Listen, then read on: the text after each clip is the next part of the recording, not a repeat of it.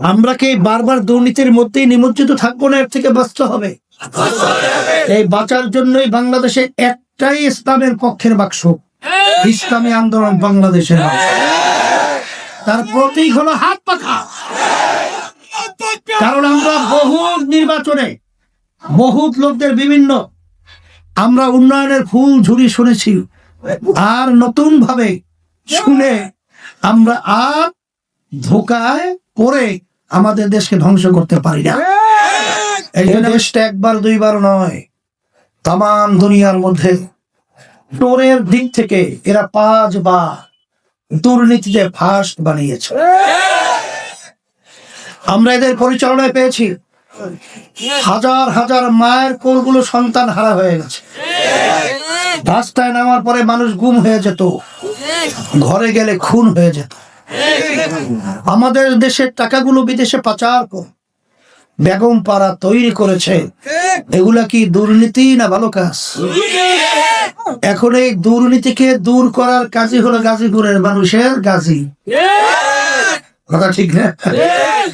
আপনারা জানেন এই বাংলাদেশের মধ্যে 5ই আগস্ট 2024 গণ অভ্যুত্থানের পরে দেশ গড়া একটা সুন্দর সুযোগ এসেছে। এই সুযোগকে যদি আমরা কাজে লাগাতে না পারি, আল্লাহ মাফ করুক, আমাদের আফসোস করতে হবে।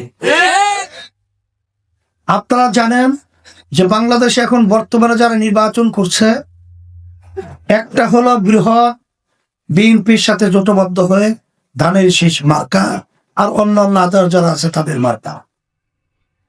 আর একটা দল রয়েছে উল্লেখযোগ্য জামাতের নেতৃত্বে যে জোট হয়েছে।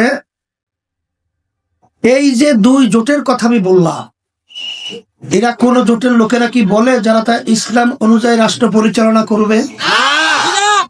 বরঞ্চ তারা কি বলে, বিএনপি যা আগে পরে বলেছে এখন তাই বলছে। আর বর্তমানে জামাতের নেতৃত্ব যে জোট হয়েছে, তারা পরিষ্কার বলেছে তারা শরিয়া অনুযায়ী মানে ইসলাম অনুযায়ী দেশ পরিচালনা করবে না। তারা প্রচলিত নিয়ম আইন অনুযায়ী দেশ পরিচালনা করবে। প্রচলিত নিয়ম অনুযায়ী দেশ পরিচালনার মাধ্যমে তারা ইনসাফ প্রতিষ্ঠিত করবে। এটা একটা দিন যেরকম নাকি আমরা এখন বাস্তব, ঠিক এইরকম ভাবে এই প্রচলিত নিয়মের মাধ্যমে অন্যায়কে দূর করে ইনসাফ রক্ষা করে, এরকম অবাস্তব। কথা ঠিক না ঠিক? এরকম বাস্তবতা দিনকে রাত্র বানানো যায় না, রাত্রকে দিন বানানো যায় না। তাই সেই হিসাবে একটু আগে আমার ছোট ভাই আবরার বক্তব্য রেখে গেছেন। আমাদের জিএম রুহুল আমিন আপনাদের সন্তান গুরুত্বপূর্ণ আলোচনা রেখেছেন। পরিষ্কারভাবে তিনি দুর্নীতির কথাই তিনি বারবার উল্লেখ করেছেন। আমরা কি বারবার দুর্নীতির মধ্যেই নিমজ্জিত থাকবো না? এর থেকে বাঁচতে হবে। এই বাঁচার জন্যই বাংলাদেশে একটাই ইসলামের পক্ষের বাক্স, ইসলামী আন্দোলন বাংলাদেশের বাক্স। তার প্রতীক হলো হাত পাখা। কারণ আমরা বহুত নির্বাচনে বহুত লোকদের বিভিন্ন আমরা উন্নয়নের ফুল ঝুরি শুনেছি, আর নতুন ভাবে শুনে আমরা আর ধোকায় পড়ে আমাদের দেশকে ধ্বংস করতে পারি না। এই জন্য আমি সকল ক্ষুধার্ত আহ্বান জানাবো, আসেন দেশের কল্যাণের জন্য, ইসলামের কল্যাণের জন্য, মানবতার কল্যাণের জন্য, মানুষের কল্যাণের জন্য যদি পরিবর্তন করতেই হয়, আমি এখানে আসার পরে যেটা দেখেছি শুনেছি, সম্মানিত ওলামায়ে কেরাম আজকে তারা হাত পাখা প্রতীকের পক্ষে আন্তরিকভাবে আল্লাহর রহমতে কাজ শুরু করেছে। আজকে যারা দেশকে ভালোবাসে, দেশ প্রেমিকরা ইসলামী আন্দোলনের পক্ষে আল্লাহর রহমতে কাজ করা শুরু করেছে। আর যারা নাকি বিশেষ করে মানবতা মুক্তি চায়, দুর্নীতি মুক্তি দেশ চায়, তারাও কিন্তু হাত পাখা প্রতীকের পক্ষে আল্লাহর রহমতে কাজ করা শুরু করেছে।